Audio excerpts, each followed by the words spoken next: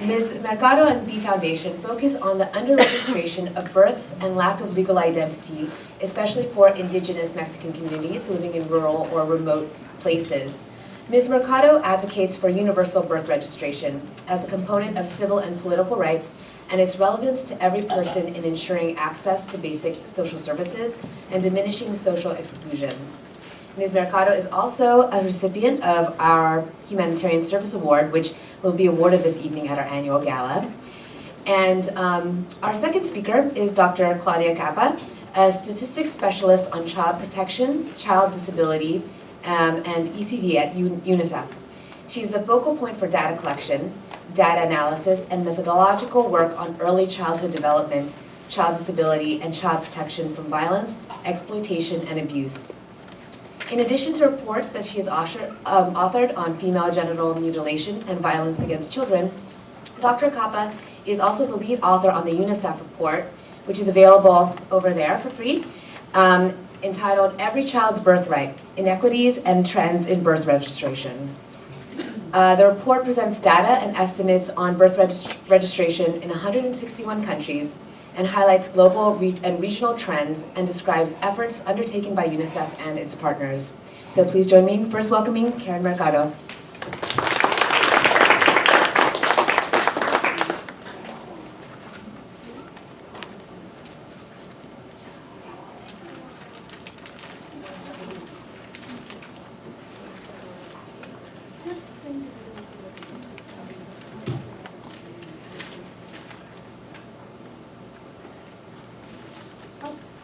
Great. Well, thank you. First of all, I want to thank the Center for Migration Studies. Donald, thank you, Rachel, for the opportunity of being here. This is our second time. I think it was 2 years ago that we talked about birth registration for the first time in the United States, thanks to the Center for Migration Studies. What we are going to talk about today is I'm going to start with a testimony of a person, 60-year-old woman, who said, I just had one simple hope, that when I died I could get a death certificate to prove that I ever existed. This was Doña Carmen. She's 68 years old, who received her birth certificate for the first time in her life in 2008. This is just a testimony of a woman who is part of the millions of people in Mexico who lack birth registration, and by that, that means that they do not exist, they do not legally exist. And on birth registration, we're going to talk about the issue in Mexico, what we as the Be Foundation have done in Mexico, and how the problem of birth registration has affected people who come into the United States and become and are not only invisible in their own country, this means Mexico, but doubly undocumented, doubly invisible here in the United States. Now, on birth registration, the right of every person to an identity is a fundamental human right. Birth registration is the state's first official recognition of a person's existence. Now, yet, according to UNICEF, 41% of all births each year go unregistered, denying the rights of over 50 million children to an official identity, a recognized name, and a nationality. Now, in Latin America and the Caribbean, at least 2 million of the 11 million babies born every year will never be registered. And in Mexico, according to national estimates by the National Registry of Population, RENAPO and DIF Nacional, we have from 7 to 10 million people who are unregistered. Now, the latest estimates, this will be UNAM, the autonomous, ¿cómo sería UNAM? How do you say that? Exactly. According to UNAM, to the demographer Mauricio Padrón, the latest estimates, that was in November of 2014, he said that there are 14 million people in Mexico unregistered. Now, this is these are the latest numbers, and we're talking about millions of people who legally do not exist because they lack this official documentation. Now, as the Be Foundation, we work for those who don't have any document to prove legal existence. The Be Foundation is a Mexican non-governmental organization dedicated to defending and protecting the fundamental human right of every person to a name and nationality, and the leading promoter of the reformed Article 4 of the Mexican Constitution that explicitly guarantees the right of every person to free birth registration. Now, what we did as the Be Foundation is we advocated for this constitutional reform. Why? Because everybody talks about the universal birth registration, how important it is for a child, and the amazing work that UNICEF does. However, we believe that a 68-year-old woman, 60 years ago, she was an 8-year-old who did not have an official identity. So that's why we at the Be Foundation, we work for every person, and the reason why we work so hard for this constitutional reform to be approved, advocating in Congress, educating the legislators, saying there are millions of people who lack these fundamental human right to exist, is because before this constitutional reform, people in Mexico had to pay to be registered. And for a child, they had 6 months to be registered. After the 6 months, they had to pay late registration fines that were up to $50 or $100 or even $300 for late registration fines, saying like, oh, you're not going to register your child, well, you're going to pay a lot of money for that. Okay? Now we're talking of a country of more than 50 million people in extreme poverty. That's why it was fundamental for us to have free birth registration in Mexico and have it in the Constitution. We needed to change the Constitution to make it free for everybody, not only for every child, but for every person. So today in Mexico, if you're an 80-year-old woman or a 45-year-old man, you can go and get registered, and this will be for free because it is your fundamental human right. Now, thank you.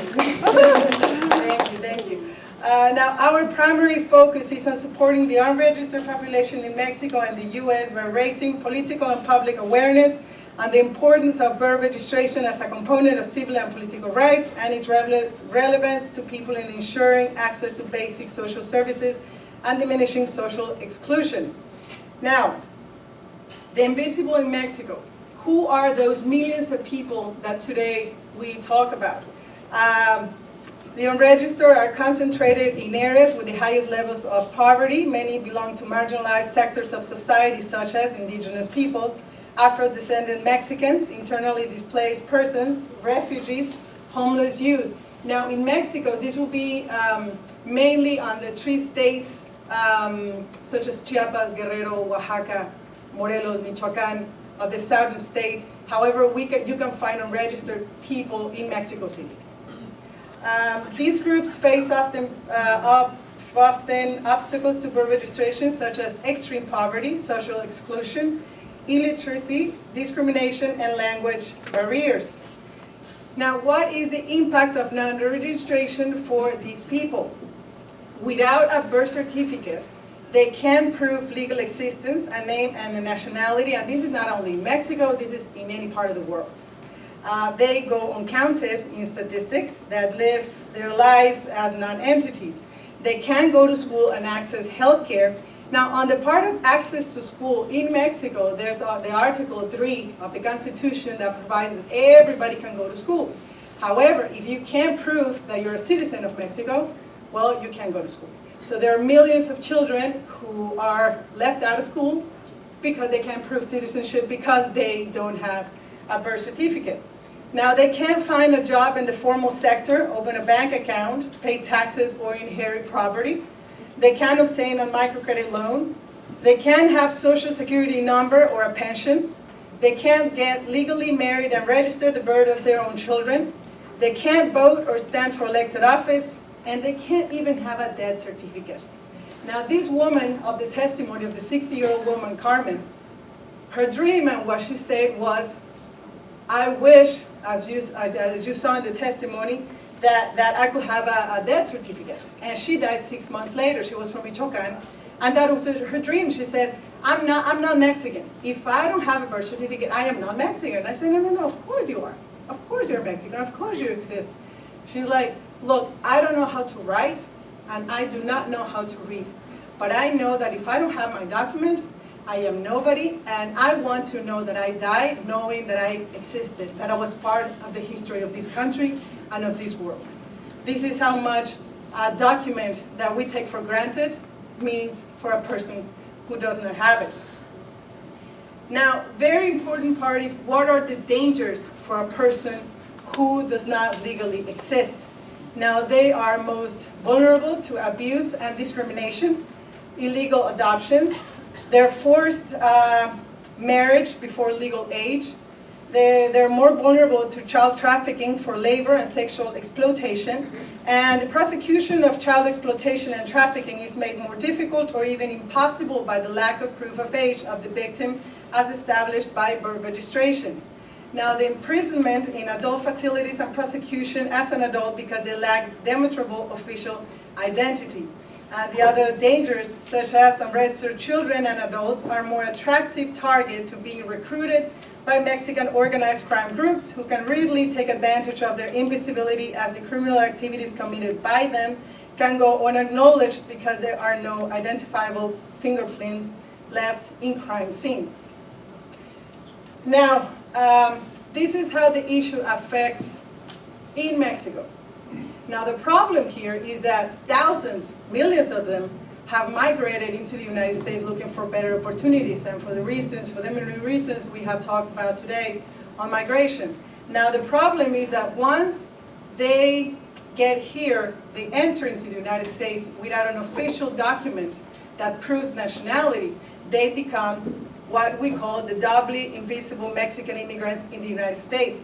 Now, they are victims of statelessness.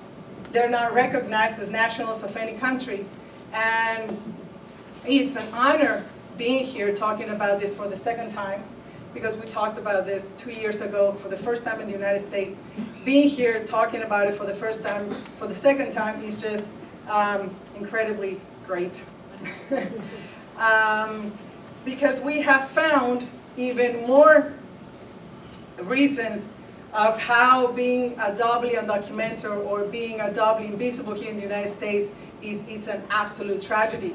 After I mentioned many of the things that the doubly undocumented here can do, we're gonna show a video and a testimony of a person who went to Washington at the Woodrow Wilson Center to give a testimony of what it means to be a doubly invisible in the United States. But before we show this video, his name is Pascual Callejas, we're going to mention some of the things that they can do once they reach the United States without an official identity.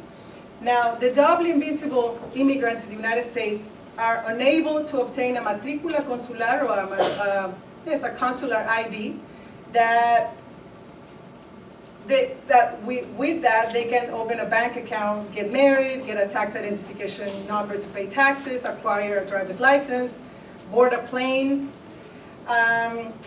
In the case of an accident, death, arrest, or detention, a matrícula consular will allow Mexican authorities to identify a person, inform the family, and provide consular services. However, if they don't have a birth certificate to go to the consulate so the consulate can give them this consular ID, they can't do any of that. They live under the constant threat of an unnecessary deportation and family separation, as many of them meet all the guidelines for DACA or any immigration reform to come, except one, an official identity. Now, if apprehended by U.S. immigration authorities, many cannot be deported to the country of origin since their nationality cannot be proven. Now, we have found two cases. We have found 2 cases of people who stayed in detention centers for 8 months. 8 months because they could not be deported to Mexico because they couldn't prove their nationality. So they stayed for 8 months in detention centers. Now, their lack of birth registration also makes them an even more attractive target for smuggling, human trafficking, and recruitment by drug cartels, as there is no official record of their existence. Some disappear without a trace, and for the families back home, there is no hope of ever finding them because they can't report the loss of a person that never existed in the eyes of the government. Now, these are some of the many tragedies that the doubly undocumented, the doubly invisible immigrants in the United States face. And for that, I would absolutely love to show you the video of Pascual Callejas. Pascual Callejas is a 17-year-old, yes, here it is. Thank you.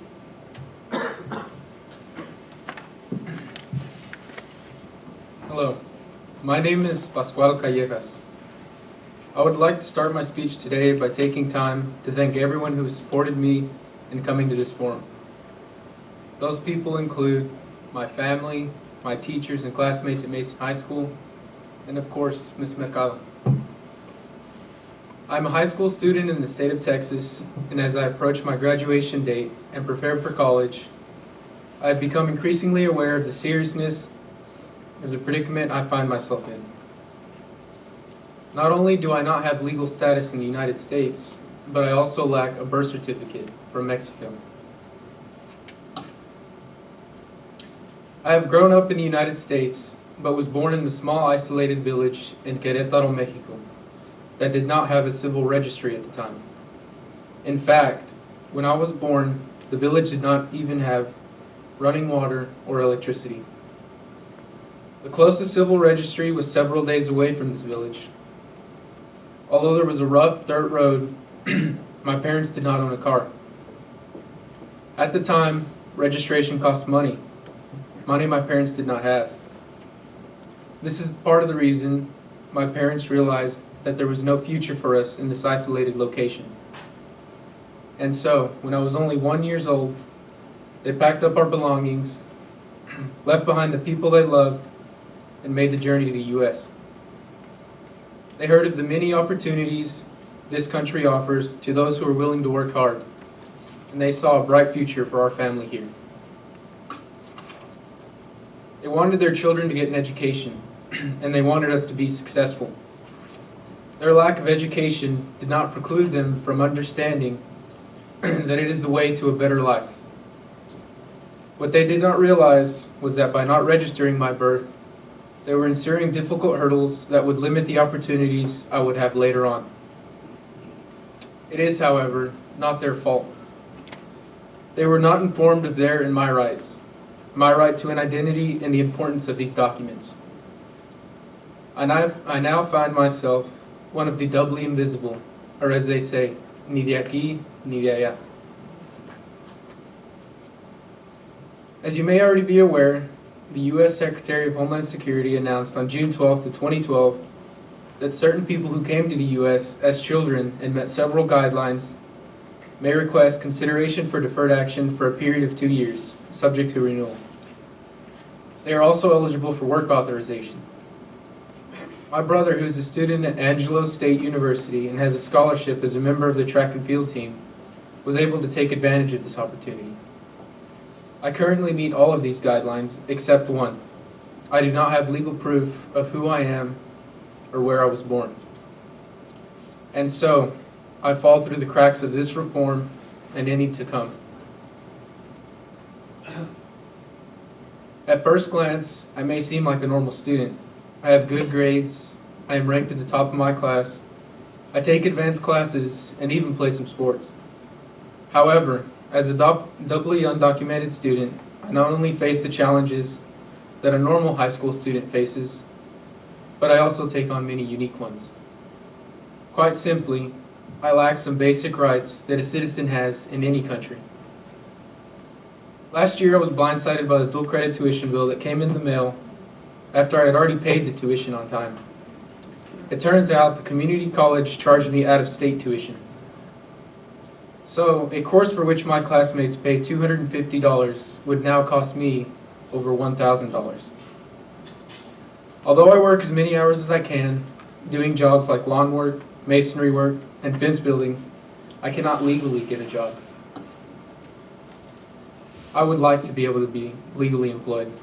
This would enable me to help pay for college and to help pay bills around the house. I am not able to open a banking or savings account. I am not able to acquire a driver's license or a form of identification. In fact, when I first received the invitation to speak at this forum, I did not think I would be able to accept it because I thought my lack of government-issued form of ID would prevent me from boarding a flight. I checked the schedules, but realized it would require more than a week of travel from Texas to DC. But after some research, we realized since that I am 17 years old, I'm able to prove my identity with the school ID. However, in May, after I turn 18, flying on a commercial airline will be added to the list of things I cannot do. The list goes on and on. At times, someone in my situation might feel lost and hopeless. I've met with many immigration attorneys and traveled to the Mexican consulate in San Antonio, but so far there are no solutions. It may seem like I have no future. However, I knew I could not be the only one out there in my situation, so I continued to search for a solution. That is when I found the organization known as Be Foundation. Be Foundation is a non-governmental organization and Mexico's leading promoter of the 4th article of the Mexican Constitution, which raises constitutional status to the right to an identity and free registration and free birth. This organization has helped many people gain their identity and rights in Mexico. It now focuses their efforts to try to help the many people who find themselves in my situation here in the U.S. It was through this organization that I met Karen Mercado, the president of the organization and the person that has given me a new hope of resolving my case. I believe this issue can and should be resolved as soon as possible. It is a problem many people are not aware of, and some even argue that the problem does not exist. I am here today to tell you that it is a reality. It is my reality. And for me, it is a daily struggle. I am not invisible. I am standing right here in front of you. Now I ask for you to stand with me, because for every problem, there must be a solution. I ask that you join together to help me and the thousands in my situation find the way out of this dilemma. Help us reach equality and an identity. Help us become citizens. Thank you.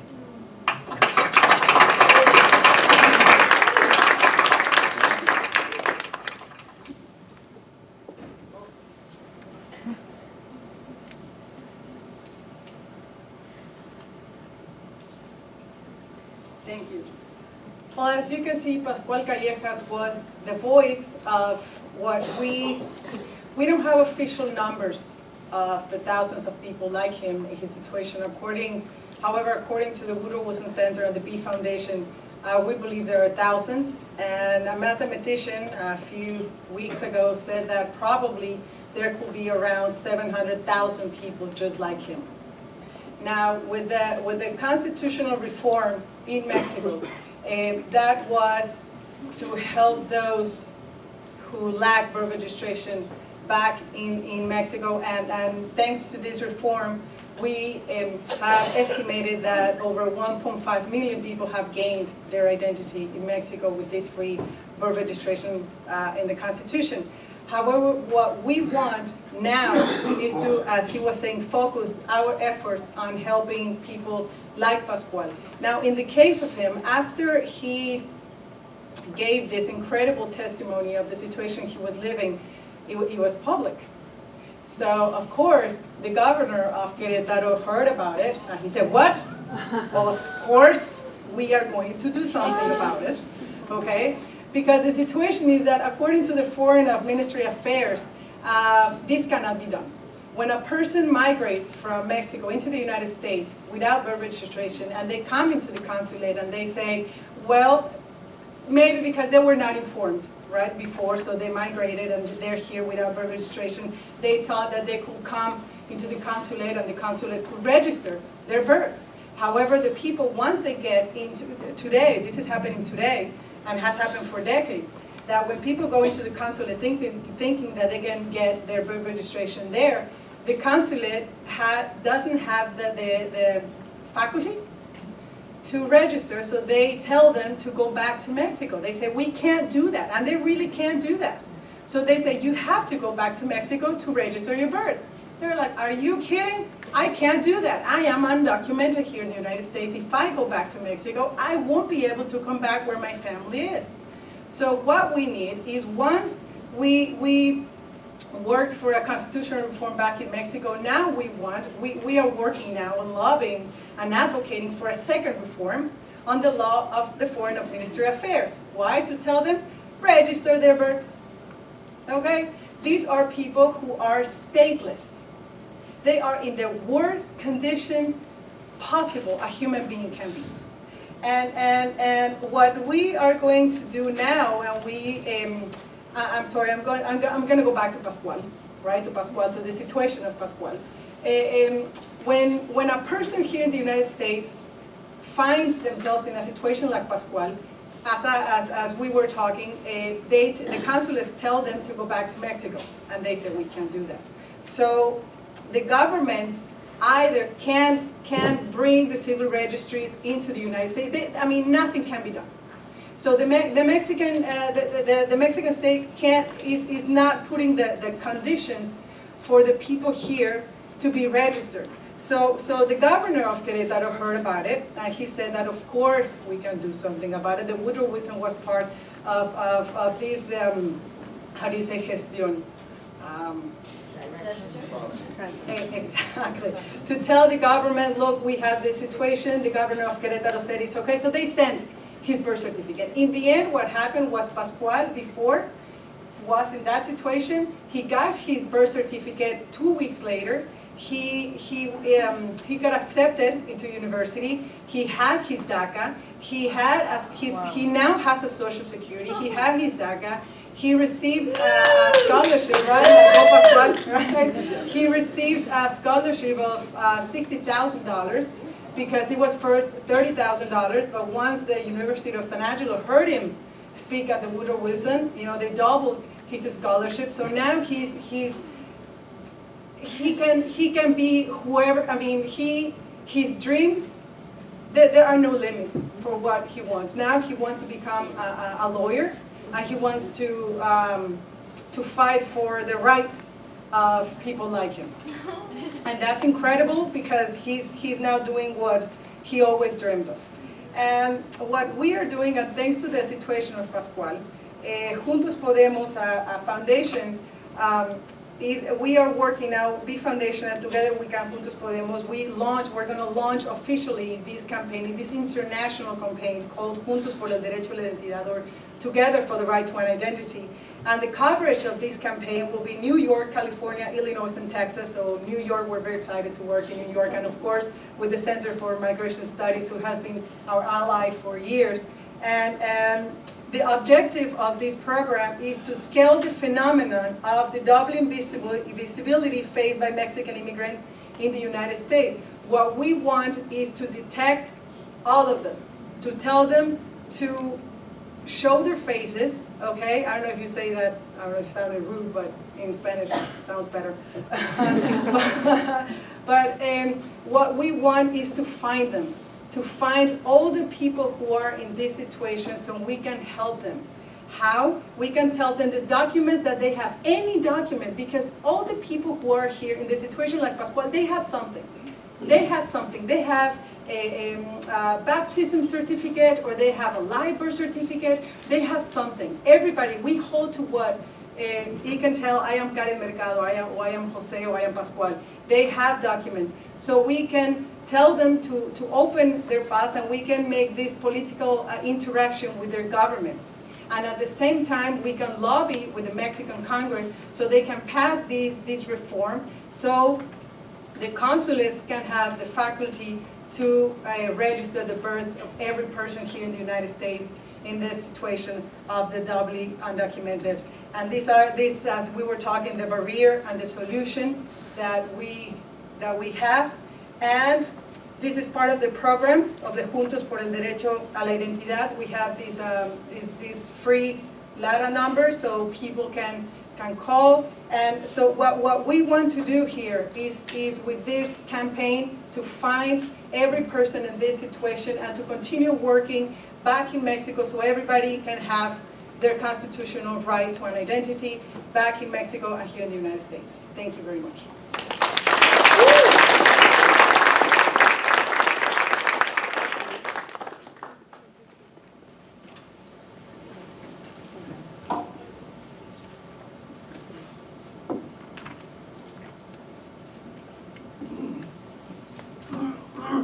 Good morning, everyone. I would like to start my presentation by thanking the organizers for giving UNICEF the opportunity to present the work that we are doing on birth registration. I'm also glad that my presentation follows the one from Karen, so beautifully and powerfully made the case of why this is important, so I don't have to do it myself.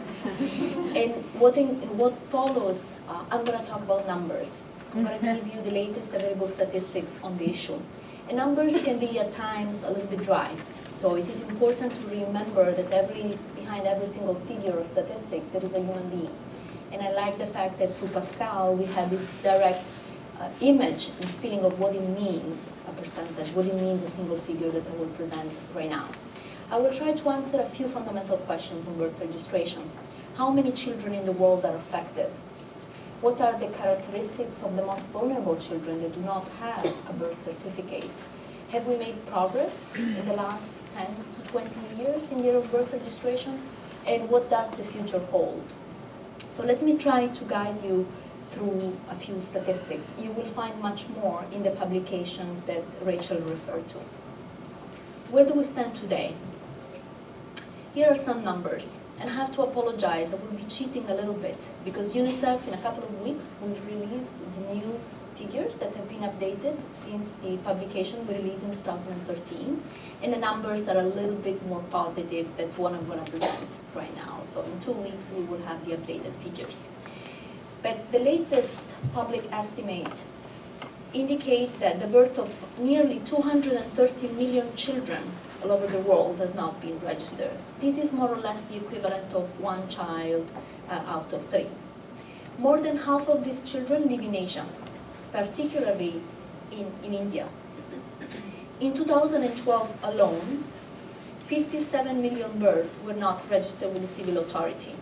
And this is approximately 4 out of 10 babies delivered worldwide. Many of the babies that are registered also do not have a birth certificate. And a birth certificate is the proof that registration is taking place, so it's a very fundamental piece of document.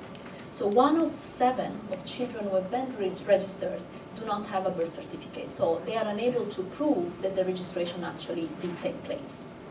And as a result of these elements, so the fact that many children are not registered and those who are registered still do not have a birth certificate, the overall number of those at risk of the different violations that Karen talked about is even higher. We are talking about 290 million children in the world. Where is this problem concentrated? This map shows the level of birth registration by countries.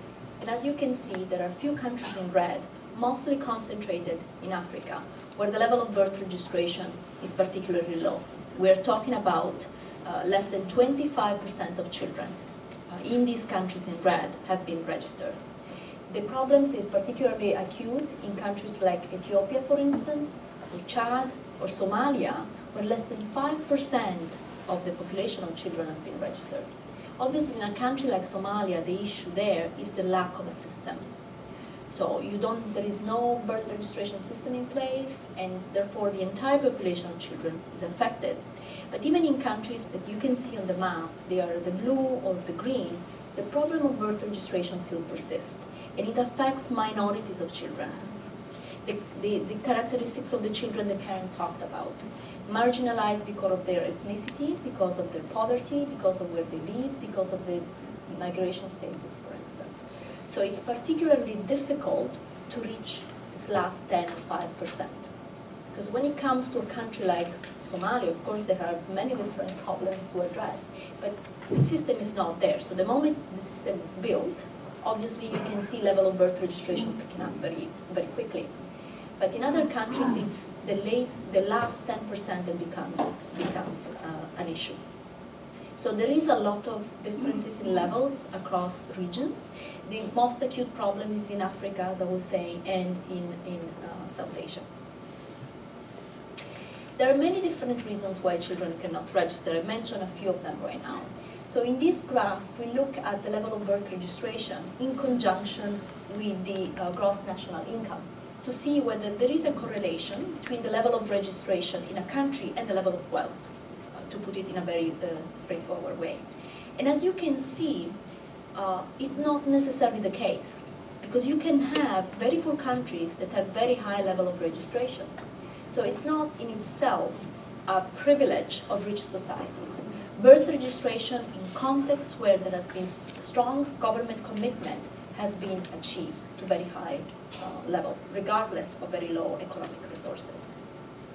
So now going from a macro level to a more individual level, through the available data that UNICEF collect through the multiple indicator cluster survey, which are UNICEF-sponsored household survey programs, we asked mothers of children who are not registered whether they know how to register a child. So we wanted to understand whether there are individual factors besides, for instance, the economic level of the family or the location where the family lives that can explain low level of birth registration.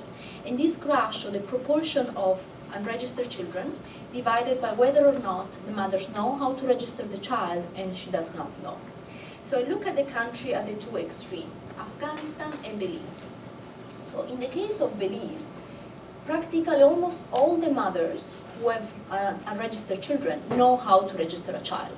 So the lack of knowledge is not the main reason why the mothers cannot register the children.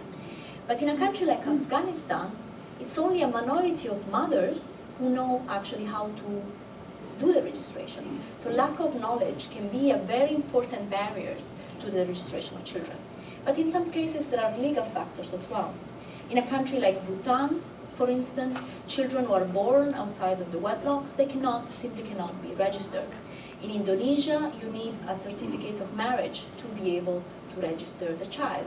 And there are also some very important gender elements. Overall, the level of birth registration between boys and girls are very similar. So when parents can register, they tend to register both children of both sexes equally. But this doesn't mean that there is no gender element playing when it comes to birth registration. Because in some countries, the responsibility and the right to register a child is with the father. So if the father doesn't want to register the child, or the father is unknown, for instance, the mother by herself cannot register their own children. Let's look at what has happened in the last few years and see if we have made progress. The available data are essentially starting from 2000. Prior to that, data on birth registration were largely unavailable for the majority of countries because birth registration was not that high on the political agenda, so there was not obviously follow-up with statistics. And on this point, I want to pause to share a couple of elements when it comes to the statistical value of birth registration that Karen referred to. Normally, in a well-functioning countries, the registration of children is automatic. It's done at birth, so within a specific time frame. And it's also served a very strong statistical purpose because it allows you to have a sense of the population that you have. And there is a functioning civil registration system, so where this information registration is acknowledged and is part of the civil registration system. But many countries do not have functioning civil registration systems, so they are unable to document how many children are registered or not registered. So in this context, household surveys are the main source of data. So what we do, we go directly to the families and ask mother or primary caregivers whether the birth of the child has been registered with the civil authorities, whether the child possesses a birth certificate, and whether the mother knows how to register a child. So household surveys are a very important source of information in countries where we lack civil registration system. So these household surveys have become more and more available with data on birth registration starting from 2000. So we can only make a comparison in a relatively short time frame between 2000 and 2010, and in a couple of weeks we will have more updated figures. And you can see from this graph that presents the levels across region that there has been some progress, but this progress has been very small. So we have not achieved massive increase in registration levels overall. What is reassuring is least developed countries have seemed to progress a little bit faster than the world overall, which again is not surprising because I was saying earlier it's easier to make a difference when you have like very few registered children than when you are trying to reach the last 5%. But these are global averages and regional averages. The situation is different when we look at countries. Some countries have had an incredible increase in birth registration levels, others have stagnated. In countries that have been affected by conflict, we can clearly see that the level of birth registration has dropped. Cote d'Ivoire, Central African Republic, countries that have gone through a conflict, in a few cases a prolonged conflict, you can clearly see the level of birth registration dropping dramatically. I wanted to close with a couple of positive examples. First, Brazil. The main issue in Brazil has been not only the fact that the birth registration level in 2000 were overall low, we'd say around 60%, but there were also important gaps in levels of birth registration depending on place of residence in regions, with population of children in the north, which are the Amazonian area, poorest, with a lot of children from minorities, etc. They were particularly under-registered. So you can see in 2000, the level of registration in the north was practically half of the overall national level. So it was around 32-35%. Compared to the south or southeast, so the richest part of Brazil, where levels were above 80%. So what Brazil has been able to achieve over a period of essentially a little bit more than 10 years is not just to increase the overall level of birth registration nationally, but also reduce the gaps between regions. And this has been done by targeting specifically the regions in the country where birth registration were lowest. What Brazil has done? Well, they have adopted a specific strategy. They've linked birth registration to reproductive health and have included registration facilities and offices within health facilities where women were going to deliver. So this was a very effective strategy because, as Karen referred to before, in some cases, the distance to the birth registration center can be a main factor, because distance means time, but also means money. So reducing the distance by making birth registration facility within hospital proved to be quite effective in certain contexts. South Africa is another example. South Africa country has gone through a very complex history. So the data on birth registration are available from 1991, so in the phase before the end of the apartheid and after. And as you can see, the level of birth registration has steadily increased in a very sharp way in South Africa between 1991 and 2012. What has South Africa done? They have adopted different approaches. So first, from the legislative point of view, they changed the legislation to make sure that there was no discrimination in the provision regarding the registration of all citizens, regardless of their race. They also created some important incentives for registration, including financial incentives and advocacy campaigns. Because not only the lack of knowledge of how to register can be an issue, but also the lack of knowledge of the importance of registering children. Certain categories of children might be discriminated once they are identified and when they register. So mothers avoid registration as a way of protecting them. So it was also important to, in some contexts, to create advocacy, first to change the legislation, so to make sure that discrimination was not possible, but also to make sure that mother understood the consequence of not registering the child and the benefit of registering children. A couple of principles that UNICEF and the United Nations strongly advocate about is not just increasing levels of birth registration. That's not in itself. It cannot only be the only objective, because birth registration levels can be raised in a way that is unsustainable and also can lead to discriminatory practices. So it's very important that we approach birth registration by keeping in mind some fundamental principles that are essential to guarantee that the registration comes with rights. So the registration has to be done within the civil registry framework. It has to be linked to the restructuring of the civil registration system, so that we don't only provide birth registration, but also that certificate, which was the opening statement and testimony, for instance. So registration has to be done at birth, when the person dies, but also in between for registration of marriages, for instance. It has to be free. That's a fundamental principle. Not only because we want everybody to afford, but the principle is this is a fundamental right, and as such has to be free. It has to be continuous, permanent, and available. And universal in coverage, so no discrimination every single child, regardless of migration status, ethnicity, characteristics of parents, religion, he has the right to be registered. It has to be confidential, because as I was saying, registration means identification. When you are able to identify a population, you might want to target this population for not so noble purposes. It has to be timely and accurate. So timely means immediately after birth. Why? Because we know that a lot of things can happen between birth and the moment you are registered, so it is fundamental that children are registered immediately at birth or within the legal framework of the country. There is a lot of debate on whether or not birth registration should be compulsory. And in UNICEF, we feel strongly that birth registration should be compulsory only if this other principle can be guaranteed. So it cannot be forced, because forcing legislation in a context where there is discrimination may be detrimental to children.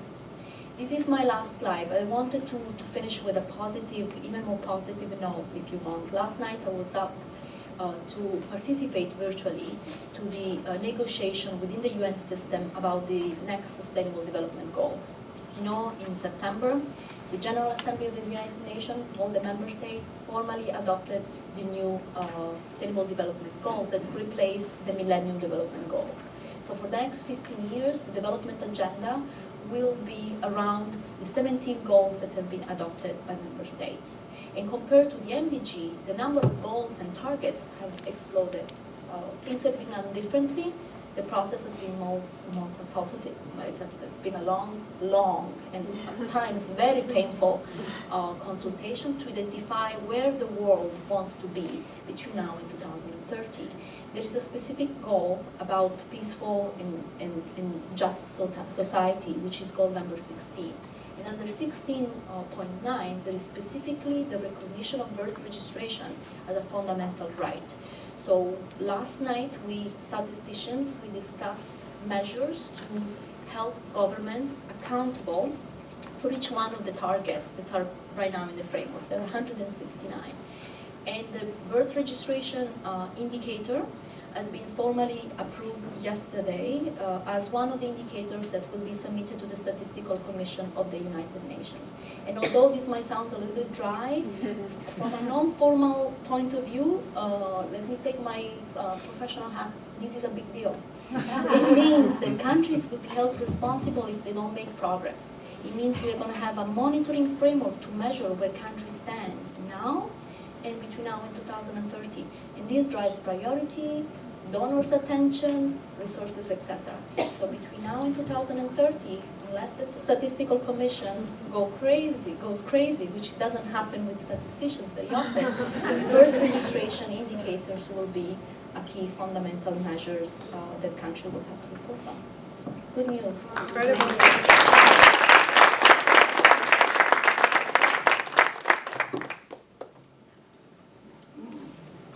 Okay, it looks like we have a couple minutes to take some questions and answers, or questions. So, Thank you. Just a quick question. What about the parents of the children? Are they registered? And if they are not, how can they register the children? Because they themselves are not. Okay. Thank you. yeah, sure. Let's take a couple.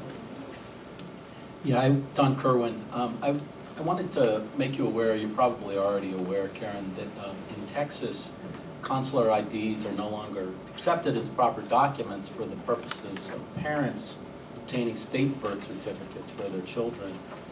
And basically what's happening is they'd like to repeal birthright citizenship, which is a constitutional guarantee, and they can't do that, so they're just not recognizing births. And I hope that you're going to take that issue up, because we're creating our own doubly undocumented now.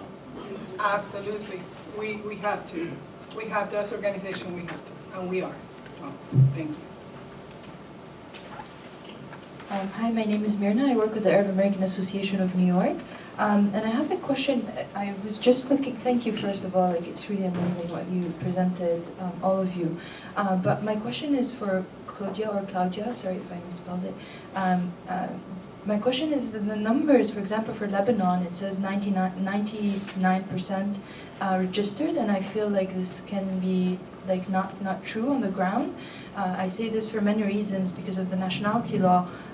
Lebanese women can't register their kids by law. I mean, by law it says yes you can, but then actually realistically only the father can register the kid. So what happens to these?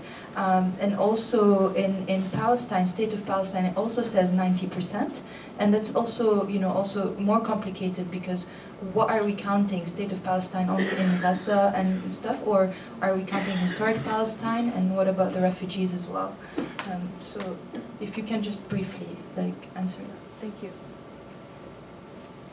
Okay, so I have two questions. Yeah, the point about the unregistered parents, of course, that's a major issue in certain countries. So you can only register a child if you have a proof of your identity, which is not the case. We don't have figures of how big this problem is, because it's something that varies country by country, but it's definitely being detected as one of the issues. And in our advocacy efforts as UNICEF, when we look at registration of birth, we automatically look at registration of parents because of what you were saying right now. The issue about Lebanon and Palestine. So the latest available data we have for Lebanon is from 2009. So it's not the most recent available data. We were trying to conduct another survey in Lebanon. We couldn't for several reasons at a certain point, including security. But we also have to remember that these are macro figure at the population level. So when we have a 90%, 95%, it doesn't mean that there are no registered children. It's that at the population level, overall mothers tend to report that is the case. But you can still have several hundred or thousand, depending on the size of the population, of children who are not registered. Palestine is a little bit of a different case. So the national surveys that are conducted in Palestine, they sample as well the refugee camps. And therefore, these are captured in the sampling frame that is constructed. The issue with Palestine is obviously that the sampling frame needs to be updated very frequently because there is continuous shift in the population. So in the case of Palestine, the latest data that we have is now from 2014. It will be included in the new estimates released in a couple of weeks, and you will see that the new figures are slightly different. Thanks. Okay, we'll take another group of questions. Thank you. Could you briefly describe what is the best practice to register older people that have not been registered? Like, what is the procedure? If they just sign a document claiming I'm from here and the government gives them an ID, or there have to be some checks for that to be somehow approved?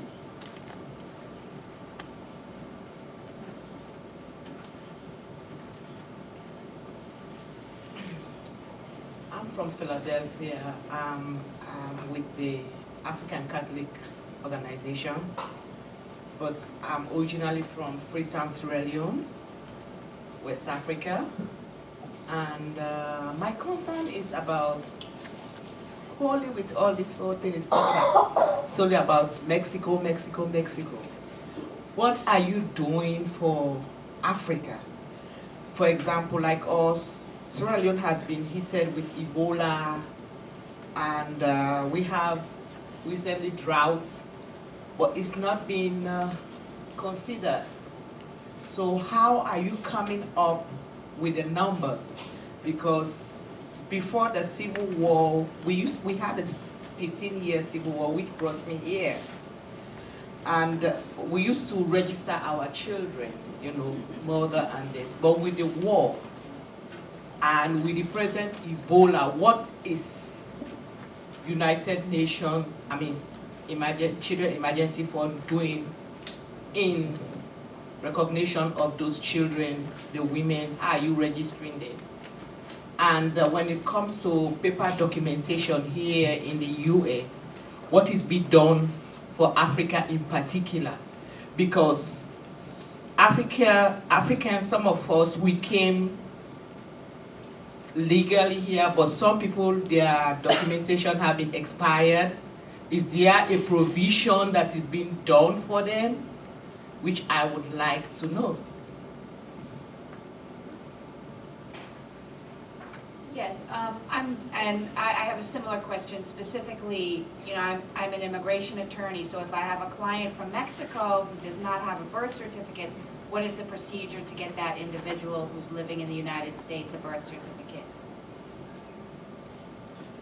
And let's just take those last two that were there. Thank you. I would like to make the connection between the birth registration and the issue of migration and refugees. How do all of those principles work with displaced populations and the responsibility of the countries where displaced populations are living in refugee camps or where migrants, like for example in the Dominican Republic, the Haitian migrants are living. How does these principles apply in those situations, and how can we make the connection with the migration and refugee situation that we are facing at this moment?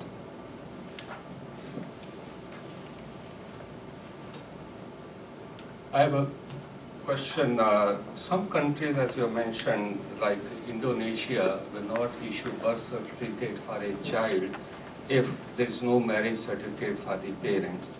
But the question is, if the child is born out of wedlock, what is the solution for that? That there will be two types of children in the country, one with birth certificates and one without birth certificate. And my second question is, we are discussing those issues when a child is born without a birth certificate, and as immigration attorney mentioned, I can give you my own example. I was born in India, and my time there was no such system of birth certificate. But for immigration purpose, what United States Immigration Department does, they accept affidavit of two persons who are present at the time of your birth. So as far as that particular problem is concerned, I think there is a solution to that you can give an affidavit, you can give two affidavits of witnesses who have seen you being born on that particular day. So, but my question is the first question, second was just a comment. Thank you. Okay, thank you. So we'll just answer these questions and then. It looks like you guys have all difficult questions. All the most sensitive stuff that we can possibly think of were mentioned. Sierra Leone, let me start with that.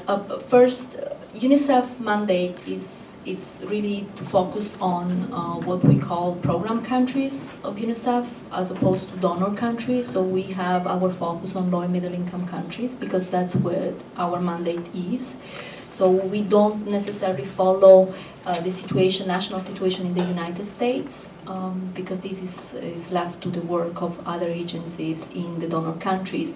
And our focus is on children, so we don't quite address the issue of the older population, not because it's not relevant, it's obviously very well connected to children, but because children are our part of the mandate.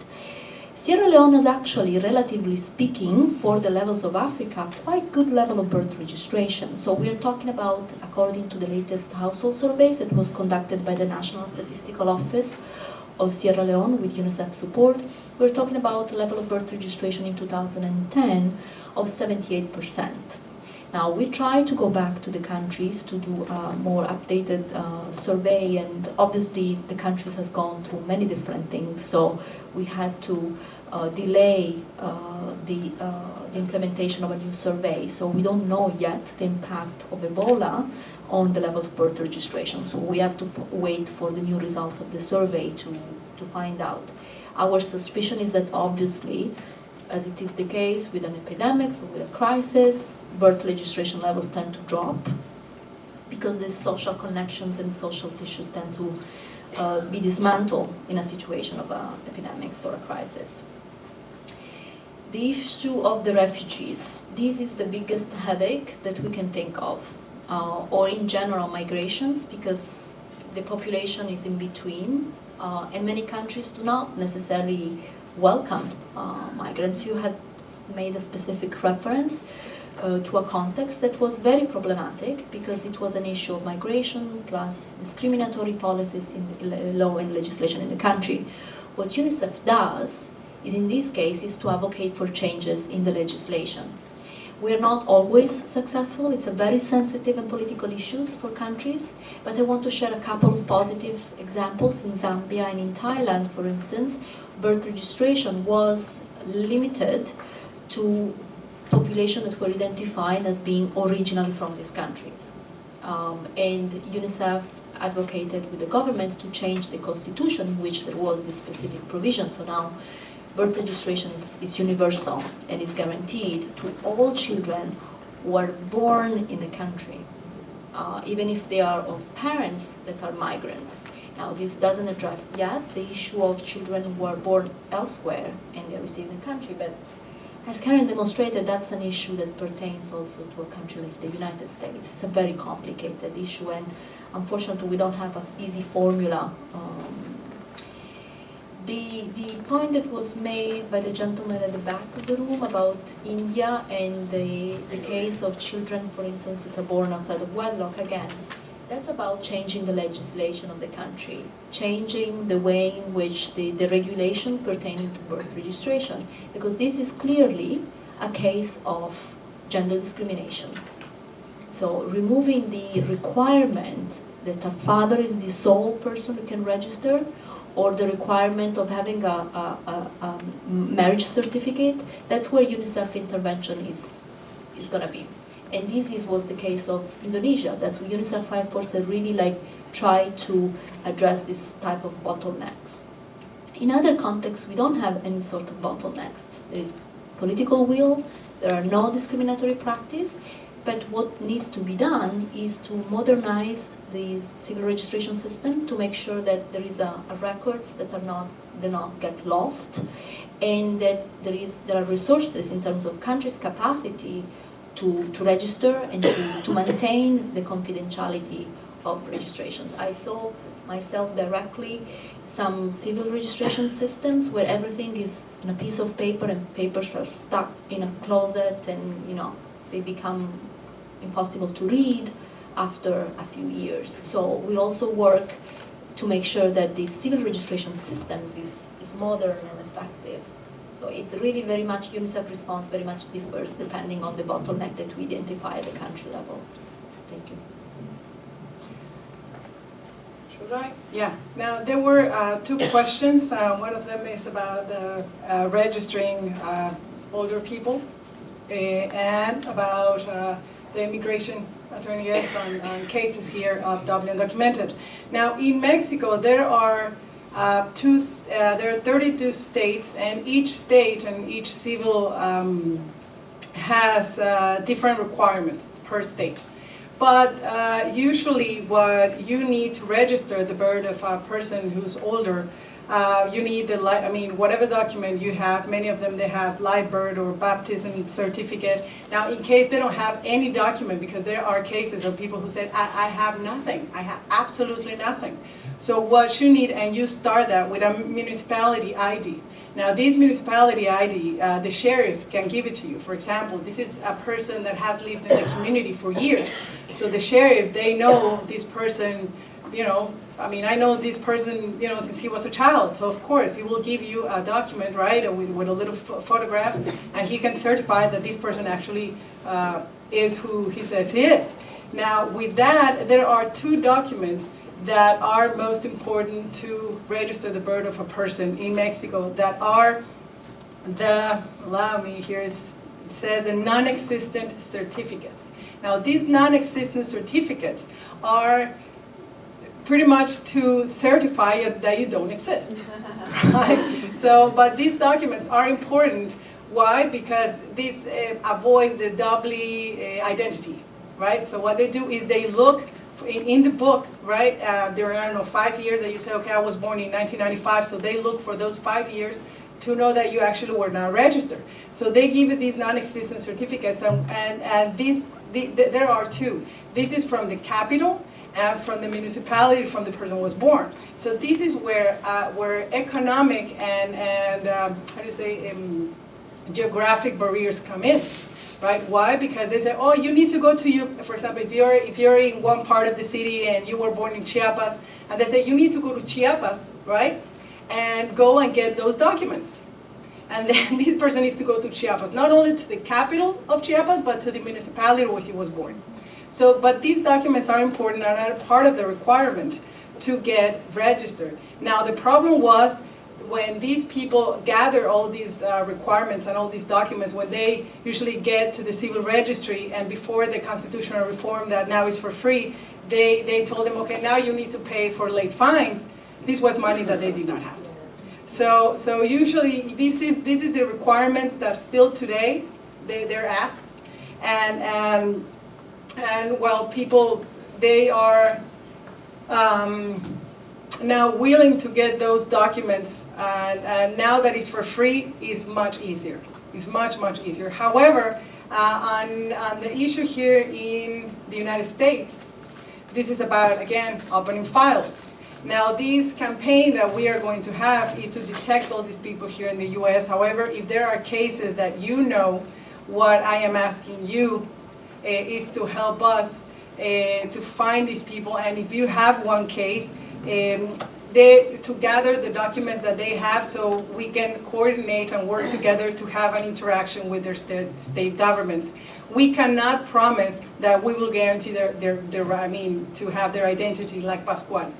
But with this campaign, the states, they're going to be, they know that this campaign will be launched, and they are ready to help the people that we tell them, that they are doubly undocumented. So, thank you. Those are the 2 questions. Great, thank you all for your questions, and let's give a hand for our speakers.